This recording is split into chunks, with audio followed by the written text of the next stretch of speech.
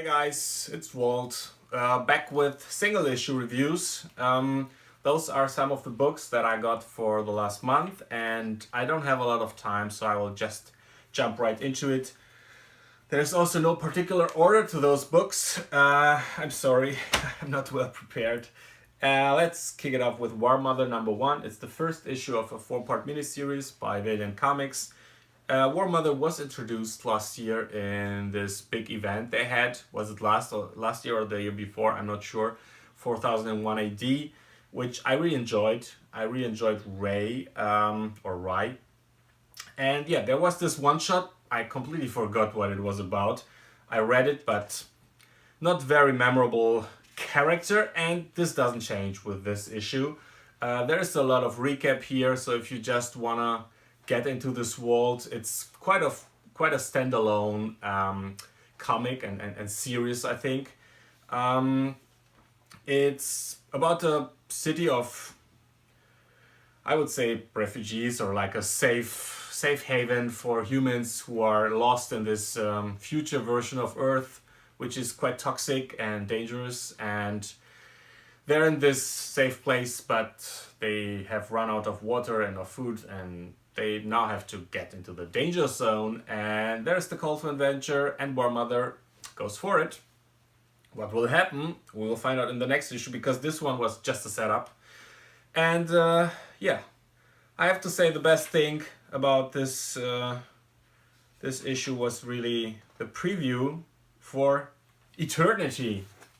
This looks amazing. It's art by Trevor Hairsine. Yeah, you know, when the ads are the best thing about a book, you know, it's not that good. It's not bad either. I mean, I don't want to trash it. It's okay. It's capably written by Fred Van Lente, but I really don't enjoy this very text-heavy, informational kind of thing where not much happens. You know, not much action, not much characterization. It's just a lot of information, which, well, just didn't win me over. Okay, let's continue with another weak Valiant release. I'm sorry to say. I'm a Valiant fan, and I always try to jump on ship. This time with Ninjak #0 by Matt Kindt. This is a retelling of his youth and chapters in his early life. And the way it's told is interesting. The upper part here, you can see is the present. It's just like a big fight scene, nothing super special, at least in the first half. And here, down here, you can see moments from his past relived. Yeah, well, there is some kind of a conclusion to the story, which leads into Ninja K #1, the relaunch of the series, which is up for release in a few months. But well, do you need this? It's okay, I guess. Is it a good entry point for Ninjak? Maybe. I can't say. I haven't read. I have read the first trade. Yes, I did, and I enjoyed it. It was okay. But I don't know if Ninjak is better normally, or if this is really representative of the series. If so, you can skip it. It's just average. Next up, Action Comics #986. This was not supposed to happen, that I get this comic. It was a confusion. I was supposed to get Detective Comics, and I got this one.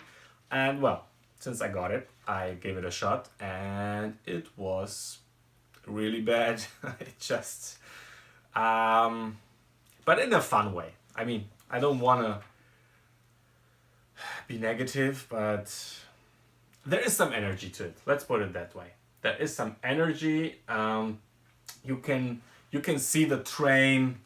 How do you say, when it's heading for the wall? You can see it going there, and it's fun watching it. The art is also super dynamic. Not really anatomically. Not quite there, but you know, it has this 90s energy about it, And all in all, I didn't understand anything because it's the second installment of the story. But I still kind of enjoyed it in a weird, perverted way. So yeah, I still haven't found my Superman book out of those of the Rebirth books. I know everyone loves Superman by Tomasi. I couldn't get into it, and I hope before they hit number 1000 they will change to a different writer, because right now it's just an average book and not worth your time and your money. Next up, a book that is very much worth your time and your money by Comic Stripe. It's Sync number 1, written by, I have to check, John Lee's, art and colors by Alex Cormack, and those guys do a great job on this book. This is really a publisher to watch. They're small but very capable. This could have been an Image book, and for me it would have been a good Image book. I've read a lot of worse number ones from Image in the past half a year or so. It's a genre book set in Glasgow. I didn't know that Glasgow was such a dangerous city. It's supposed to be it's here on the first page already, the knife crime capital of Europe. Well, okay. So yeah, it starts really casual, you know, hanging at a bar. Okay, let's go home. I need to catch the last bus, and he doesn't catch it, and he gets into this sketchy areas, and super weird stuff happens. It's interesting to read the back matter. It was really fun to read it, and I understood it a bit better. His influence is mainly Blue Velvet for this one, and I totally get it. It's much gorier than Blue Velvet though, and not quite as nuanced maybe, but I enjoyed it a lot. It was a fun ride, and very interesting turns. You never know what hits you next, literally. There is this guy here, spoiler alarm, don't watch it if you want to read it. Bam, look at him, a guy with a fox head, and he's having this shovel, and the shovel is in the logo, so I guess he's important. It's a fun book. I really want to continue reading it. Really well done, guys. Sync number 1 by Comic Stripe. Absolute recommendation. Made Men by Oni Press. It's by Paul Tobin, and I've read some Paul Tobin stuff that I really enjoyed. For example, Mystery Girl was by him. I didn't enjoy the art here. Arjuna Susini, it's this kind of subpar indie art which really throws me off.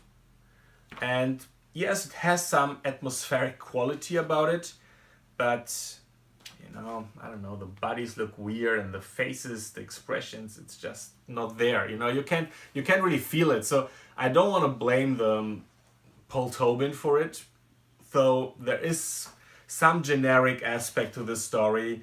A policewoman and her unit are ambushed by a group of weird people, and all of them die. Her too, but she reawakens because, surprise surprise, she's the niece of Frankenstein or something like this. So she has superpowers, and well, she wants to take revenge, yada yada yada. It's another take on the Frankenstein, if you're German, Frankenstein, if you're American, mythos, and it's forgettable. All right, next up, Shade to the Changing Girl, number 12. You know that I love the series. There's a kind of a closure to the first long arc. I can't really explain to you what happened in here, but it was kind of beautiful. It's always like this with Shade. So, you know, it's like retelling a poem. How do you do that? You can talk about the mood, and the mood is, I would say, in between worlds. literally, because she's an alien and we jump back and forth between Earth, what is happening on Earth, and what is happening on her home planet. And the old Shade is showing up, Rec Shade, which I loved when I was younger, from the series from the 90s by Peter Milligan.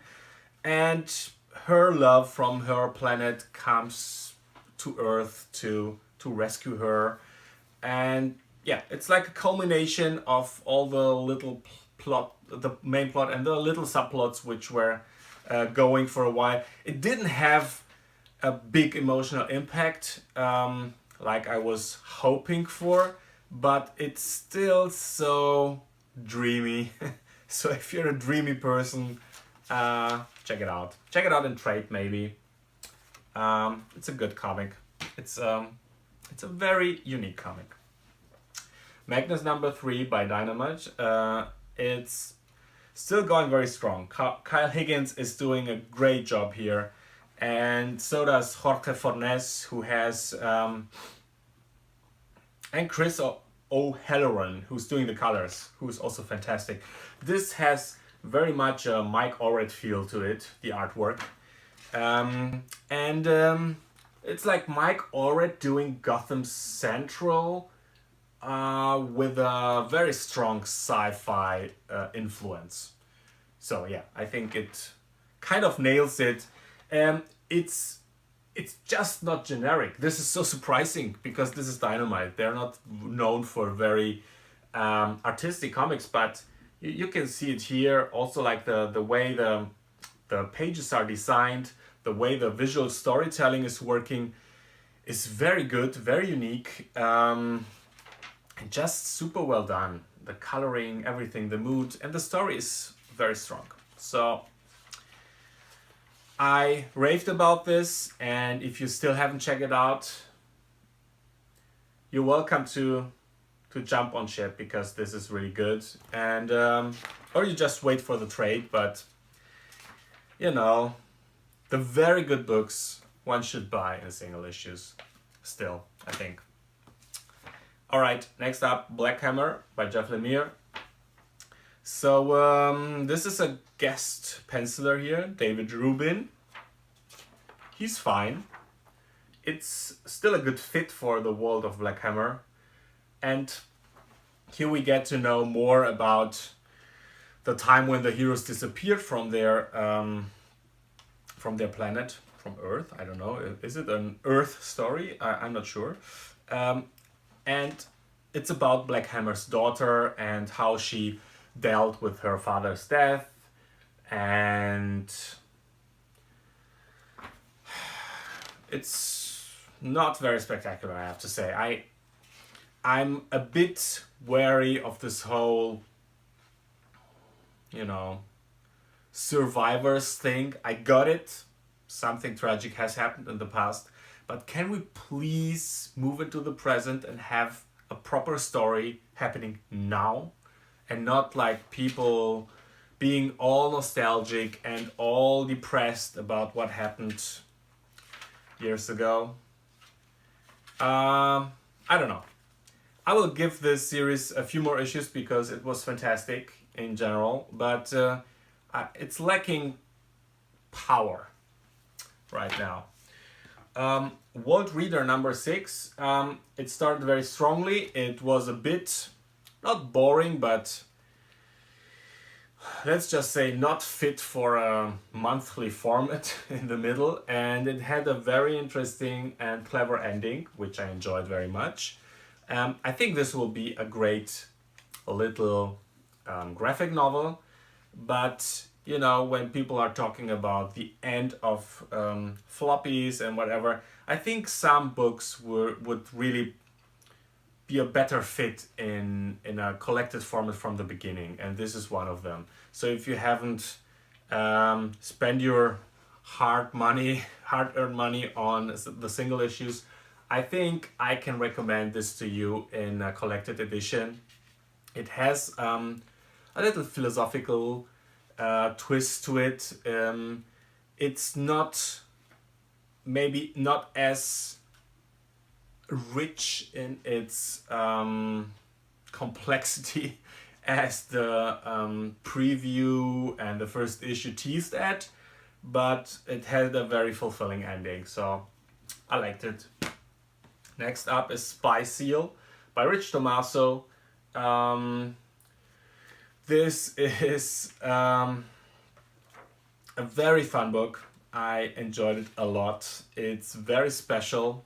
It's with I always forget how it's called, anthropomorphic.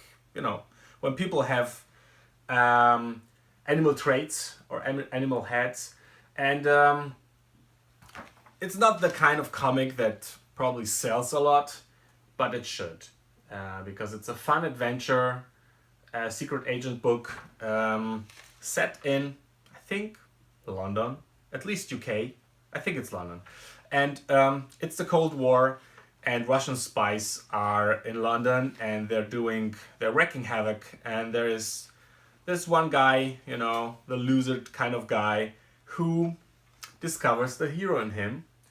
And it was very enjoyable. It was a lot to read, so this is a perfect book for a monthly format. And yeah, it was just adorable.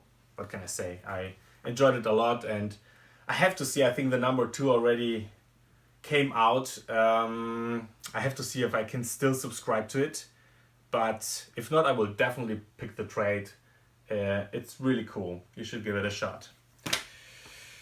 All right, next we come to the highlight of the month, probably for every month until it's finished, Mr. Miracle number 2. It's really hard to explain to you what's happening in here because I don't completely get it. But that's just because I don't want to let you down. I don't know a lot of history of Jack Kirby's New Gods mythology, so I guess I could explain it to you, but in a very naive and incomplete way. So I will skip that. I will just get to what it had done with me as a reader. And I have to say, you know, he's doing his 9-panel grid all the time, and you think, yeah, okay, I got it now, the 9-panel grid. But this had such a weird rhythm to it. It was so unique, and the rhythm alone was what pulled me into the story. There are, of course, a lot of really funny moments when Mr. Miracle and his girlfriend, Big Barda, are just like, you know, getting home from an adventure, and he wants to take a shower, and he doesn't know in this world how the shower works, you know, like really profane little everyday moments, paired with this super big mythological epos which is starting here. So the combination of the epic with the mundane, also the fantastic artwork, and I don't mean only the penciling, but the coloring is such a big part of this comic. The rhythm of the storytelling, it's just another level of superhero books. I mean, imagine like every book would be like this. I would read only superhero books all the time. It's fantastic. I think it's even better than Vision, in that it's more experimental and just more epic. I love it, and there is a lot of emotion in it. There is a lot of meta stuff. There's a lot of intellectual potential. It has everything, and you need to buy it and read it because it's the best comic that is coming out right now. And last but not least, Nightwing, The New Order, number 1, Carl Higgins. So yeah, I loved Magnus by Carl Higgins, and now I'm like, okay, if Carl Higgins has a new number 1, I will check it out. I know that he wrote a lot of Nightwing for the New 52. I haven't read any of this. And this is an Elseworlds alternative universe story of the future of the DC universe, where Nightwing has killed off all the superheroes and he's still hunting for the remaining ones because they needed to be erased off the face of Earth so that people can live a normal life. But then something happens towards the end of the issue which makes him maybe change his mind about his policy. So yeah, it's he's like this authoritarian type who doesn't want to be authoritarian, but he knows he's doing it for the good of the people, and he starts to question himself. This will be the journey of this book. It's very well drawn by Trevor McCarthy, and the coloring, everything, I enjoyed it very much. It's a 6-part miniseries, and if you're a fan of the character, or just a fan of Elseworld stories, this is really enjoyable. Carl Higgins does great characterizations and human interactions. I'm a fan. He's now one of my favorite writers. So yeah, check it out. And since we're talking about Carl Higgins and Nightwing, I want to tell you that I have a new comic sale going on. Right now, it has started yesterday. Up to 80% off cover price for absolutes, omnibuy, hardcovers and paperbacks. And one of them is the Carl Higgins Volume 1. And here's even more stuff. Already the first orders came in. If you want to support this channel and if you like cheap comics, check it out. I will put a link in the description. That's it. Thank you very much for watching and see you the next time. Have a great day. Bye bye.